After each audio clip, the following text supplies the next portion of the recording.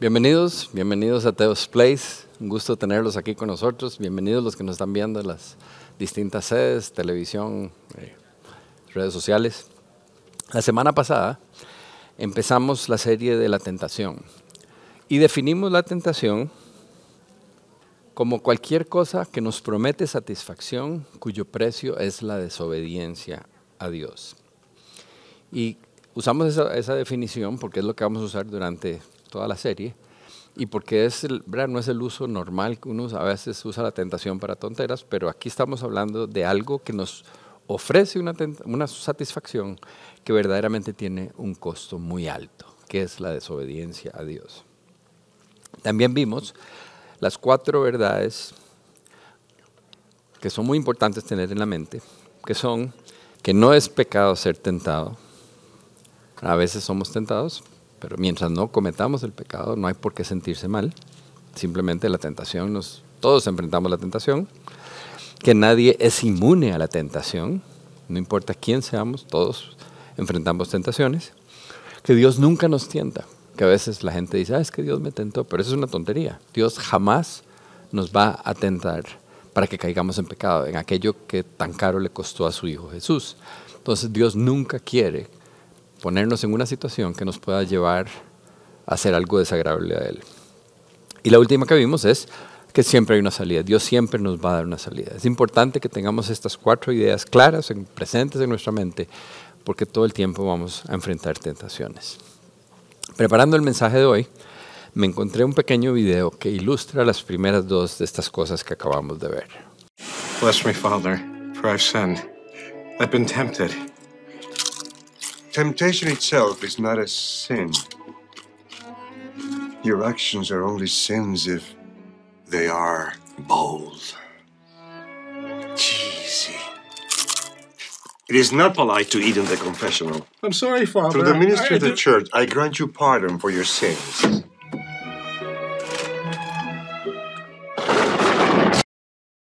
Todos enfrentamos tentaciones diariamente. La semana pasada hablamos de tentaciones comunes que la mayoría de la gente enfrenta. Hablamos del abuso del alcohol, hablamos de comer en exceso, hablamos de exponernos a las apuestas, sexo fuera del matrimonio, ser groseros, ser egoístas, etc. La lista es interminable, ahí podríamos seguir. Pero hoy quiero agregar una porque no la mencionamos la semana pasada, y es que la tentación no es solo la tentación a hacer cosas malas. Veamos. Santiago 4:17. Así que comete pecado todo el que sabe hacer el bien y no lo hace. Entonces, no solo somos tentados a hacer cosas malas, también somos tentados a no hacer lo que sabemos que deberíamos de hacer. Nos atraen distintos pecados a todos, pero todos tenemos un menú de aquellas cosas que nos tientan. Algunos son hacer cosas malas, pero a veces también somos tentados a no hacerle caso a Dios cuando nos pide. Les puse un ejemplo que les puedo poner es cuando uno va manejando y llega a la esquina y hay una persona que está pidiendo y que se ve que tiene hambre, pero la luz ya se va a poner en verde y entonces uno, ¡ay, qué pereza! Y hay una tentación a no hacer lo que el corazón nos está diciendo, lo que el Espíritu Santo nos está diciendo que hagamos, que ayudemos a esa persona. Sé que es un ejemplo sencillo, pero esa es la idea. Ahora, ojo, aquí hay algo importante que quiero que tengan muy claro. Si amamos a Dios, si sabemos el dolor que nuestro pecado le genera a Dios, el precio tan alto que Jesús pagó por nuestros pecados, y cómo el pecado destroza nuestra vida y lastima a nuestros seres queridos, los que están cerca de nosotros, debería ser obvia la importancia de hacer lo posible para evitar caer en tentación. ¿Se imaginan lo bien que nos sentiríamos ante Dios y la cantidad de dolor y sufrimiento que nos ahorraríamos si pudiéramos evitar todas las tentaciones? Vamos a orar. Padre nuestro, te damos gracias, Señor, por tu palabra, te damos gracias por tu Hijo Jesucristo, que estuvo dispuesto a venir y morir por nosotros, Padre, a pagar por nuestros pecados. Y Señor, estos días queremos estudiar cómo prevenir la tentación, cómo aguantar la tentación, cómo evitar el pecado para no ponerle más peso a todo ese dolor que Jesús debe haber sentido en la cruz por nosotros.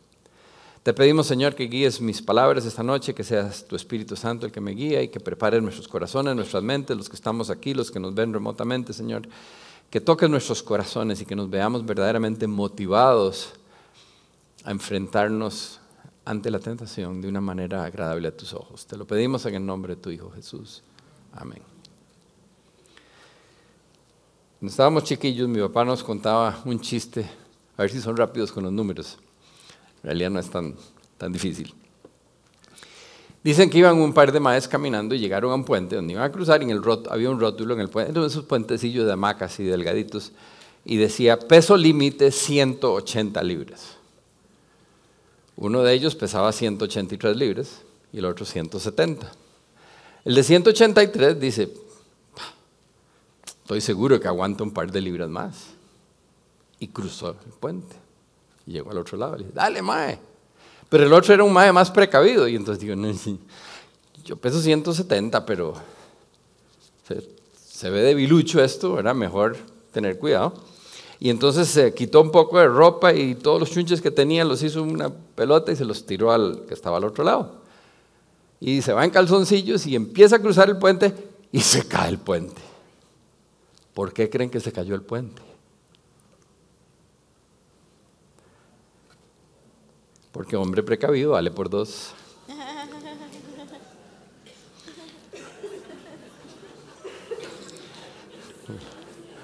Demasiado jóvenes para el dicho. Es un dicho de esos viejos, pero es un dicho con mucha sabiduría. Porque en realidad es bueno en la vida ser precavidos. En el Padre Nuestro, la oración que todos nos aprendimos de chiquillos y que todos nos sabemos de memoria y la repetimos sin saber lo que dice, le pedimos a Dios que no nos deje caer en tentación. Otras traducciones dicen que no nos exponga a la tentación. Hay mucha sabiduría en esa oración. Jesús sabía lo que necesitamos. Sin embargo, nosotros repetimos eso, lo repetimos de memoria, sin pensar en lo que estamos diciendo. No es de tentación, ¿verdad? Lo decimos a una velocidad que ni nos damos cuenta de lo que estamos diciendo. Pero en la realidad, aunque le estamos pidiendo a Dios que no nos ponga en la tentación, muy pocas personas realmente tratan de evitar la tentación. La mayoría de las veces pensamos que podemos jugar con fuego sin quemarnos. Sin quemar la casa. Ahora, queremos una fórmula, siendo sinceros, la mayoría, para enfrentarnos a la tentación y vencerla, pero sin tener que dejarla de lado. Queremos coquetear con la tentación, saborear el pecado, pero sin caernos.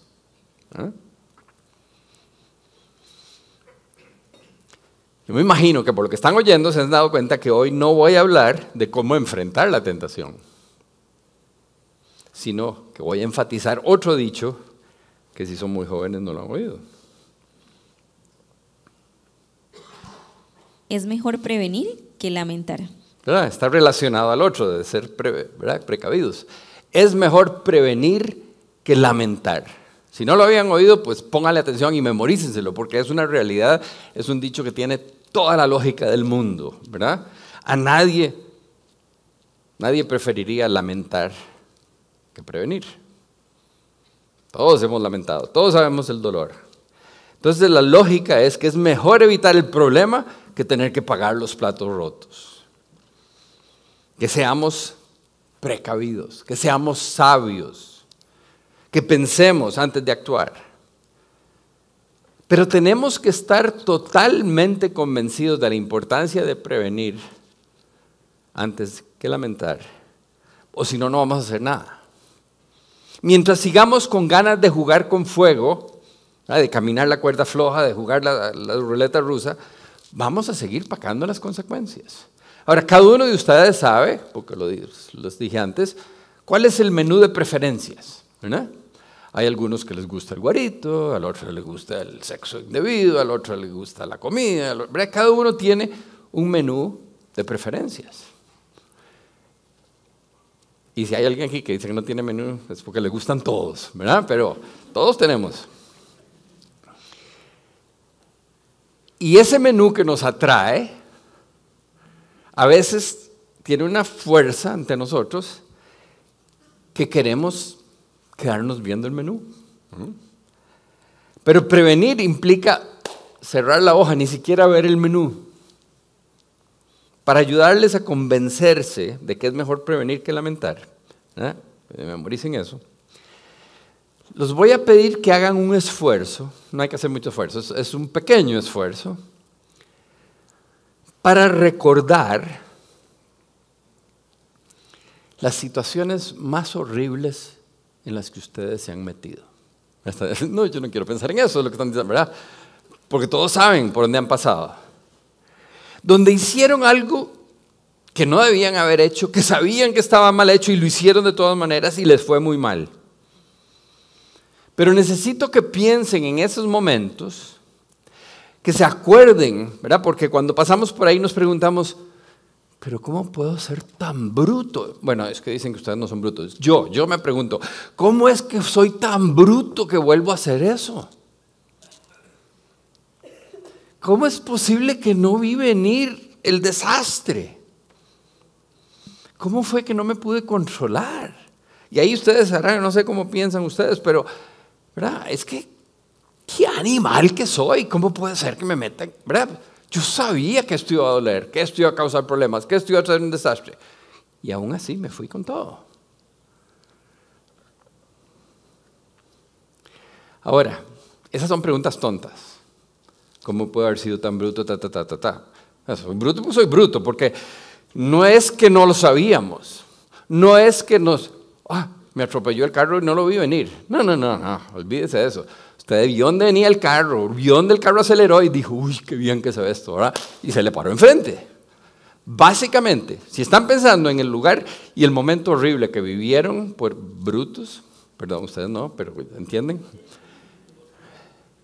Saben que estaban advertidos, que entendían el peligro y aún así tomaron la mala decisión de caer ante esa tentación. ¿Por qué quiero que piensen y se acuerden de este evento? Porque el resultado de esos momentos, ese dolor, nos muestra lo que es no ser precavido, el no prevenir, sino que lamentar. Y se lamentaron. Todos nos hemos lamentado de esos momentos en la vida. Pero es importante que nos acordemos porque si no vamos otra vez de brutos. Si no les gusta esa palabra, busco otra, pero ¿verdad? Yo a mí mismo digo, ¿cómo puedo ser tan animal, tan estúpido? Me he usado todo el vocabulario. ¿Por qué? Porque ha sido más de una animalada la que he hecho, ¿verdad? Ustedes no, ustedes son muy cuidadosos, ¿verdad? Entonces, tenemos que ser sabios en la toma de decisiones. Tenemos que escoger el camino recto. Tenemos que prevenir para no tener que después lamentar. Ahora, yo no sé si ustedes se han dado cuenta, pero por lo menos yo tengo una memoria muy selectiva. Cuando yo me acuerdo del pasado, me acuerdo de las cosas bonitas. No sé, como que se me olvidan las cosas feas. Entonces, digamos en el colegio, cuando yo pienso, ahora acabamos de tener reunión de compañeros de graduados de colegio. Hace 25 años me gradué, no, ojalá, ¿verdad? Eso es con descuento. No, si les cuento se desmayan aquí mismo, entonces mejor ni les cuento. El asunto es que estamos ahí todos un montón de viejillos. Yo digo, yo no sé, me equivoqué de grupo, porque todos se veían más viejos que yo, ¿verdad? Y estábamos hablando del colegio y todo era la vacilada que pegamos. Nadie se acordaba de los castigos que a mí me hacían ir todos los sábados a sentarme ahí, ¿verdad? San Francis era lo que hacían en esa época. Y después contaban de las fiestas y los fiestones y las tortas que se jalaron y todos muertos de risa. Nadie habló de cuando estaban después vomitándose después de la fiesta, de las peladas que se pegaron, de las estupideces que hicieron y de los platos que tuvieron que pagar. Nadie se acuerda de eso. Y yo oigo a veces a la gente hablando, ay, sí, yo tuve una novia y no sé qué, y no se acuerda por qué quebraron. Uno se acuerda de los ratos bonitos, pero no se acuerda de todas las cosas horribles.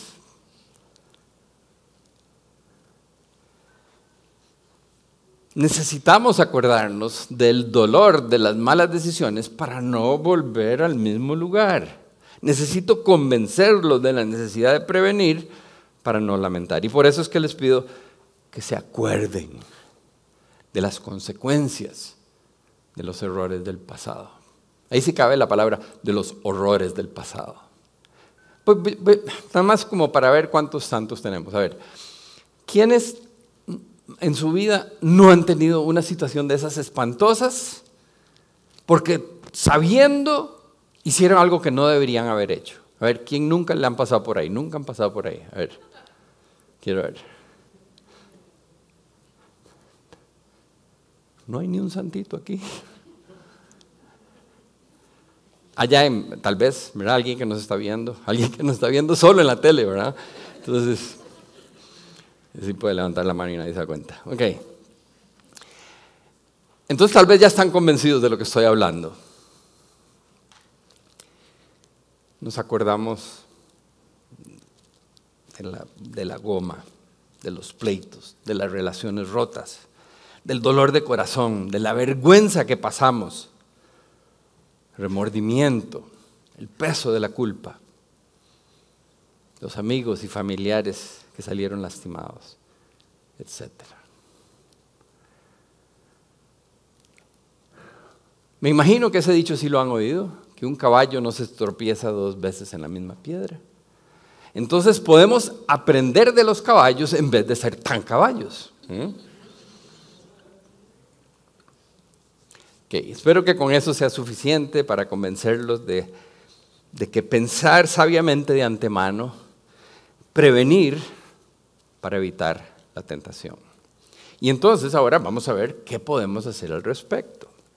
Para poder prevenir la tentación es necesario saber qué son aquellas cosas que queremos evitar, qué es lo que le desagrada a Dios y qué es lo que nos hace daño.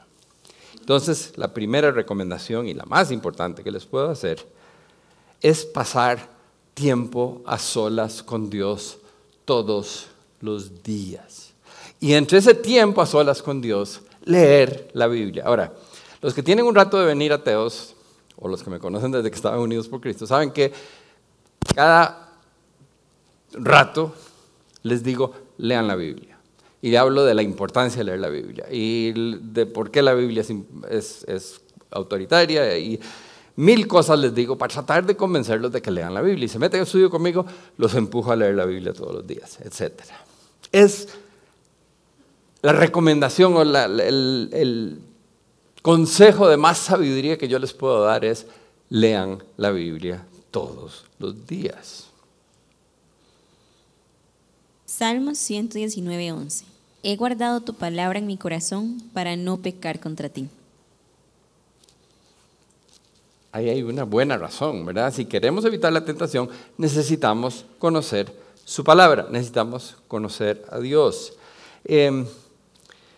Y los que son nuevos deben decir que más necio, ya lo dijo, no siga repitiéndolo, pero es que ustedes supieran cuántos años tengo estando repitiéndolo y como que no me creen. La gente todavía, después de haberlo oído 1.000.000 de veces, no leen la Biblia todos los días. Y no los voy a poner a levantar la mano porque les daría pena. Hay un montón aquí que estoy seguro que no leen la Biblia cada día. No pasan un tiempo a solas con Dios. Y es mucho más importante de lo que yo les puedo comunicar. No se los puedo decir de otra manera. La palabra de Dios, cuando leemos la palabra de Dios, conocemos a Dios y nos da a entender lo bueno y lo malo. Nos dice por dónde quiere Dios que vayamos, por dónde no quiere que vayamos, lo que sí quiere que hagamos. Nos enseña cuál es el camino correcto, nos enseña cómo enfrentar las distintas situaciones. Es sumamente importante conocer la palabra de Dios y no lo puedo enfatizar más de la cuenta.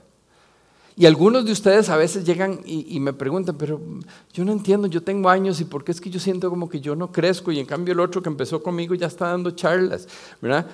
¿Por qué es que no prospero? ¿Por qué es que no me siento tan cerca de Dios? Casi siempre la respuesta es porque usted no lee la Biblia. Hay otras razones, pero esa es una de las más importantes. Si usted no se alimenta diariamente del pan espiritual que Dios nos ofrece, pues está desnutrido. Entonces no se sorprenda que no crece espiritualmente. Oseas 4:6. Mi pueblo está siendo destruido porque no me conoce. Ahora, si estamos leyendo la Biblia, pasando un tiempo a solas con Dios, aprendiendo lo que no nos conviene y lo que sí nos conviene, lo que debemos hacer y lo que no debemos hacer, entonces, ¿qué otra cosa práctica podemos hacer para evitar la tentación? Vamos a ver otro video.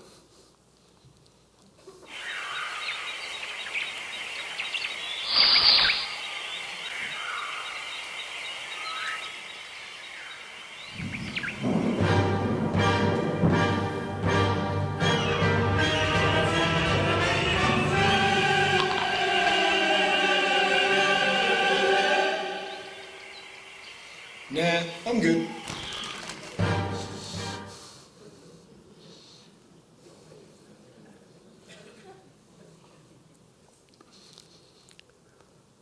Si le gustan los Doritos más que Eva, se salvó de la tentación, ¿verdad? Entonces, ¿qué es lo que tenemos que hacer? Ir a comprar Doritos, no. Si disfrutamos de ese tiempo con Dios, si aprendemos a conocer a Dios íntimamente en ese tiempo de cada día, nos enamoramos de Dios, no nos va a atraer tanto la tentación. Cuando estamos satisfechos, cuando estamos llenos de su amor, de su presencia, nuestra vida está tan llena que las cosas que el mundo nos ofrece ya no son atractivas. Salmos 4:7. Tú has hecho que mi corazón rebose de alegría, alegría mayor que la que tienen los que disfrutan de trigo y vino en abundancia. Esto lo escribe el rey David, un mae que sí sabía lo que es echarse una buena fiesta, ¿verdad? Y dice que hay más alegría en esa relación con Dios que en tener cantidades de vino. O en tener mucha plata, ¿verdad? Mucho trigo en esa época era tener mucha plata. Dice, entonces, ni la plata ni la fiesta me pueden dar lo que tu presencia me puede dar.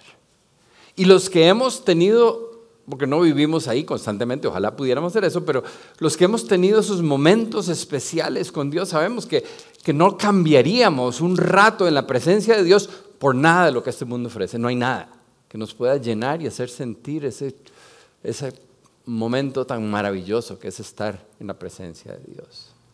Y eso debería decirnos, ¿verdad? Hemos vivido lo horrible que es hacer lo que nos da la gana, hemos vivido lo maravilloso que es estar con Dios y todavía seguimos coqueteando de este lado. Qué más brutos, ¿verdad? O sea, no hay otra palabra, es que y puedo seguir con las palabras de esas, ¿verdad? A veces buscamos cosas que no nos convienen simplemente porque no estamos satisfechos con la vida que estamos viviendo. Porque no nos hemos acercado tanto a Dios como Él quiere que nos acerquemos. Para darnos cuenta lo maravilloso que es conocerlo a Él. Lo mucho que nos ama y lo mucho que quiere que estemos en su presencia.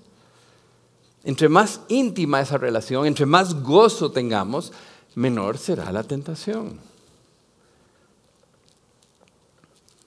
Y si estamos disfrutando ese tiempo con Dios y conocemos a Dios íntimamente, la vida con Dios se nos hace más fácil. Podemos ver claramente lo que está bien y lo que está mal, porque conocemos a Dios. Es más fácil reconocer qué está dentro y qué está fuera de su voluntad. Y vamos a poder escoger el camino recto. Salmos 16:11. Me mostrarás el camino de la vida. Me concederás la alegría de tu presencia y el placer de vivir contigo para siempre. Es que hay ciertas cosas que yo se las puedo describir, les podemos leer un versículo, pero la única manera de darse cuenta lo increíble que es estar en la presencia de Dios es probándolo. Pero es como cuando le dicen a los solteros, usted no tiene idea de lo que es estar casado. Y no hay manera que se lo pueda explicar, la única manera es que lo pruebe. Y una vez que lo pruebo, salado, porque no hay echar para atrás, ¿verdad? Y a los casados que están recién casados, y uno les dice, es que usted no tiene idea de lo que es tener hijos. No hay manera de saberlo hasta que nacen, ¿no? Simplemente no hay otra manera de saber lo que es. Bueno, lo mismo con la presencia y el maravilloso amor de Dios. La única manera de poder disfrutarlo es estar con Él. Es pasar un rato cada día hablando, orando, leyendo su palabra, conociéndolo para disfrutarlo. Y cuando empezamos a disfrutar eso, las cosas que el mundo ofrece empiezan a verse cada vez más opacas, menos atractivas, menos tentadoras. Y el efecto contrario también es cierto. Entre más nos vamos enfriando en nuestra relación con Dios, más tentador se ve todo lo que hay afuera. Así que tengan cuidado. La segunda cosa que podemos hacer para evitar la tentación, mi segunda recomendación, es que nos pongamos límites o estándares de cómo queremos vivir y respetar esos límites que nosotros mismos nos imponemos. Déjenme ilustrar la idea. Cuando alguien le pregunta a uno, ¿cuál es el límite de velocidad aquí? ¿Para qué pregunta? Para ver hasta dónde puede acelerar sin meterse en problemas, ¿verdad? Cuando preguntamos, ¿a qué horas empieza? ¿Para qué es? Para ver hasta qué tan tarde puedo irme y todavía llegar a tiempo. Y cuando la gente me pregunta, ¿tal cosa es pecado? ¿Hasta dónde es pecado? ¿Por qué estamos preguntando? Porque queremos arrimarnos al borde lo más que podamos, ¿verdad? Hasta que huela a pecado.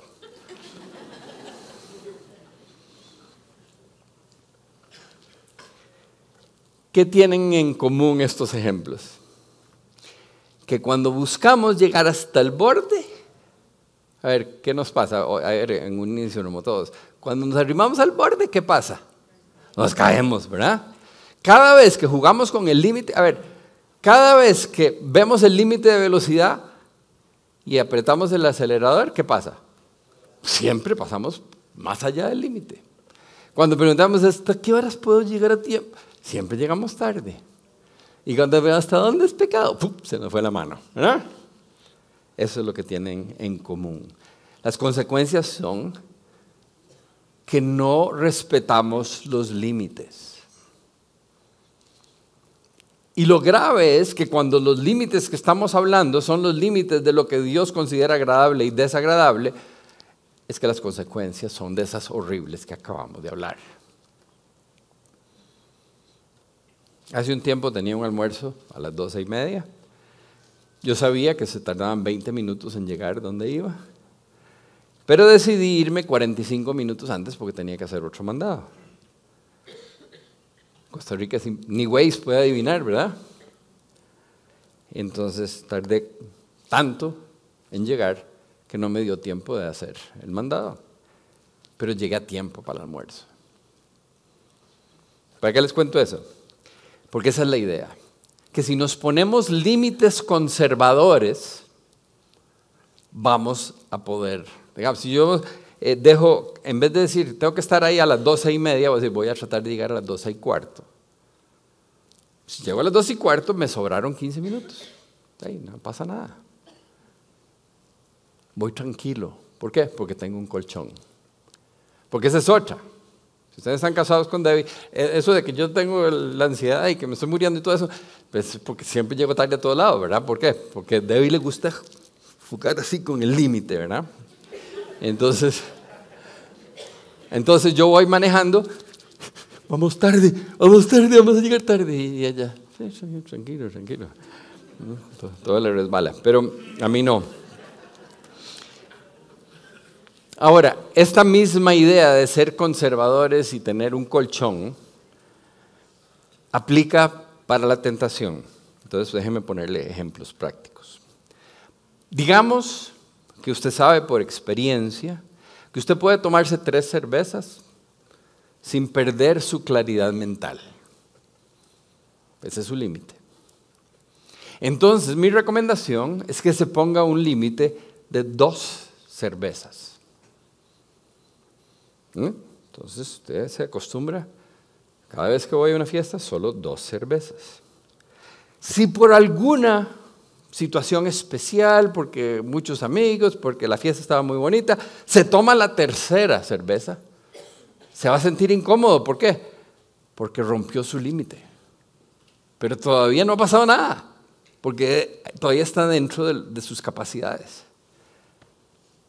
Dentro de su estándar de conducta se siente incómodo porque era el límite que usted se había puesto. Pero eso va a ser más difícil que se tome la cuarta, porque ya se está sintiendo mal con la tercera. Si se toma la cuarta, ya se fue en la tira, ¿verdad? ¿Entienden? Estamos siendo conservadores para prevenir y no lamentar, que es lo que veníamos hablando antes. Digamos que ustedes están tratando de guardarse sexualmente para el matrimonio. Imaginémonos, ¿verdad? Porque O que acaban de conocer a Jesús y entonces decidieron, bueno, de ahora en adelante hasta el día, ¿verdad? Y entonces, la recomendación es que hay que poner un límite mucho antes. Porque casi siempre, ¿verdad? Cuando la cosa se calienta, o empujamos o nos empujan, pero el asunto es que el límite no lo respetamos. Entonces, si el límite es no tocar, ni dejarse tocar nada íntimo, y logramos mantener ese límite bastante tiempo,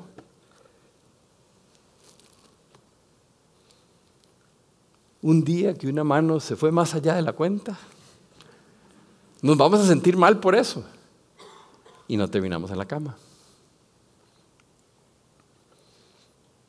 Usted es un gastón y no puede tener plata en la bolsa, que le quema un hueco, ¿verdad?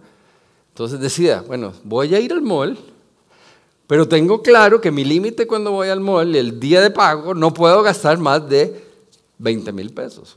No sé cuánto, hay un número. Un límite conservador, para que si se le va la mano, todavía no se quemó el hueco de la bolsa. Entonces ustedes saben cuáles son las áreas de problema. Ya todos se rieron cuando hablamos del menú, ¿verdad? Todos se imaginaron el menú de pecados. Ponga límite para cada pecado. No, sonó mal, ¿verdad? No es que cuántos pecados, sino el límite para que no lleguemos a la tentación donde nos vamos a ir de cabeza. Cada uno conoce sus debilidades. Póngase estándares estrictos. Eso va a hacer que su conciencia sea un poquito más sensible, que meta el freno antes de llegar al límite. Proverbios 27:12. El prudente ve el peligro y lo evita. El imprudente sigue adelante y sufre el daño.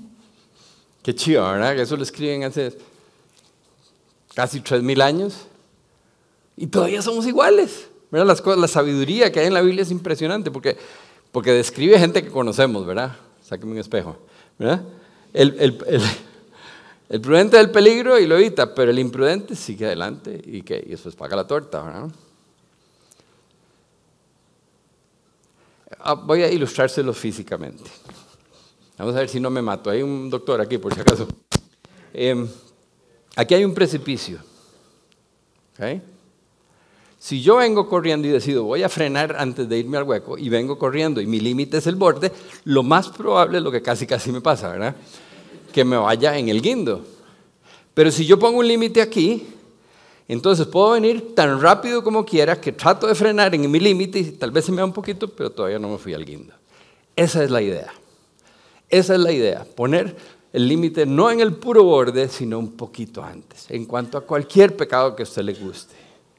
Porque definitivamente es mejor prevenir que lamentar.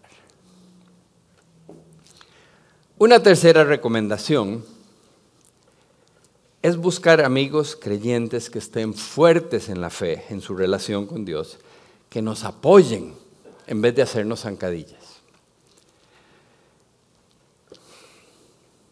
Primera de Corintios 15:33. No se dejen engañar, las malas compañías corrompen las buenas costumbres. Buen dicho, ¿verdad? El dicho popular es un poquito diferente, pero más o menos lo mismo, ¿verdad? Se me olvidó, pero ustedes saben cuál será. Dime con quién andas y te diré quién eres. Gracias. Una de las tristes realidades es que mucha gente que dicen ser nuestros amigos, en vez de ayudarnos, cuando nos ven en la orilla nos empujan, ¿verdad? ¿Cierto? En vez de ayudarnos a poner nuestra vida en orden, son un obstáculo. Muchos me han contado, algunos de ustedes, ¿verdad?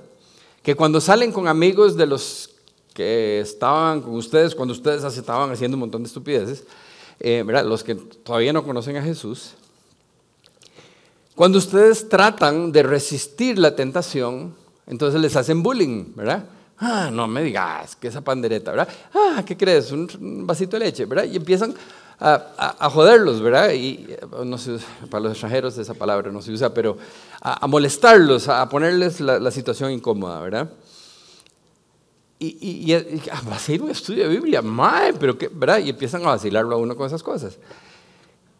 Y no quiere decir que no sean verdaderos amigos, sí son verdaderos amigos, pero ellos están tan perdidos que no se dan cuenta que nos están haciendo un daño. ¿Cómo es que dice el dicho? Con amigos así. Pero no se trata solo de evitar las malas compañías, sino escoger bien. Las buenas compañías nos ayudan a buscar mejores cosas en que invertir nuestro tiempo. Nos ayudan a evitar la tentación y cuando nos caemos nos ayudan a levantarnos. Hace unos años había un par de muchachos aquí en Teos. Los dos venían de pasados, como la mayoría, ¿verdad? Unas fichitas. Pero la ventaja, eran amigos, y la ventaja que tenían es que tenían menús diferentes. Uno era tremendamente mujeriego, algo tenía que con solo que abría los ojos ya las mujeres llegaban corriendo donde él, ¿verdad? Y el otro tenía un problema de alcohol, le encantaba el guaro. Y conforme empezaron a madurar y seguían con la lucha cada uno con su problema, decidieron, ¿por qué no ir a vivir juntos, compartir un apartamento? Entonces, cuando el mae quería traer muchachas, el otro decía, Y cuando el mae quería comprar guaro, el otro decía, Y se ayudaron entre los dos a controlar esos problemas que tenían, maduraron espiritualmente y ahora los dos están casados con mujeres cristianas. Entonces, sí funciona. Amigos creyentes, hermanos en la fe, luchan junto a nosotros y no en contra de nosotros. Son verdaderos amigos porque son familia en la fe. Son hermanos, quieren ayudarnos y entienden la lucha que estamos pasando. Entonces es importante aprovechar esos amigos que Dios nos está dando para que juntos podamos prevenir y no tener que lamentar. Entonces, ¿cómo evitar la tentación? Sacar tiempo todos los días para hablar con Dios, leer la Biblia para saber distinguir entre lo bueno y lo malo, pasar en ese tiempo para verdaderamente acercarnos a Dios, enamorarnos de Dios, para perderle el gusto a las otras cosas, ponernos límites conservadores y buscar la compañía de amigos fuertes en la fe que nos ayuden. Si aplicamos estas cosas consistentemente en nuestra vida, vamos a prevenir un montón de tentaciones y un montón de lamento, un montón de dolor. Santiago 1:12. Dichoso el que resiste la tentación, porque al salir aprobado recibirá la corona de la vida que Dios ha prometido a quienes lo aman. Yo creo que me han oído decir que ese versículo me encanta. Me resulta que son muchos, ¿verdad? Pero este es uno de ellos. Y me encanta por las palabras que utiliza. Dice, dichoso el que resiste la tentación al salir aprobado. Y yo no sé, bueno, es que tal vez por mi naturaleza de vago cuando estaba en el colegio, ¿verdad? Nunca estudiaba, y al final, entonces, cuando lograba pasar el examen, era como, ¿verdad? Verdaderamente me emocionaba la idea de salir aprobado. Pero aquí es, ser aprobado por Dios. Eso es como, ¿verdad? Chivísima. Y entonces la idea no solo salimos aprobados por Dios en un examen, es que ningún examen de este mundo verdaderamente es importante, pero este sí. Entonces, ser aprobados por Dios y recibir la corona de la vida. Qué chido, ¿eh? Entonces, ¿qué les puedo decir? Vamos a prevenir en vez de lamentar. Oremos. Padre nuestro, yo quiero darte gracias, Señor, porque tu palabra nos advierte del dolor del pecado. Y nos dice cuáles son aquellas cosas que nos van a causar dolor y van a destrozar nuestra alma, nuestros corazones y el de la gente alrededor nuestro. Y a veces no leemos tu palabra y ni siquiera sabemos que estamos advertidos respecto a alguno de esos pecados. Yo te pido por cada uno de los que nos escucha hoy, Señor, que verdaderamente saquemos ese tiempo cada día para conocerte, para conocer tu palabra a fondo, para darnos cuenta de las enseñanzas y la guía que tú tienes para nosotros. Y que en ese tiempo, en oración y lectura, podamos enamorarnos cada vez más de ti, Señor. También, Señor, quiero pedirte porque no somos tan vivos como creemos y a veces jugamos con la tentación en vez de tratar de prevenirla. Padre,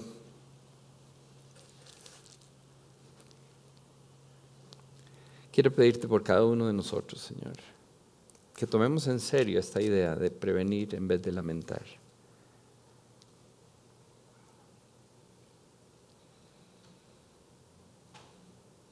Recuérdanos el dolor de lamentar, no para que sigamos revolcándonos en el dolor de los errores del pasado, sino para que evitemos volver a las mismas cosas que antes. Yo te pido, Señor, que nos des sabiduría para tomar esto en serio. Te lo pido en el nombre de tu Hijo Jesús. Amén.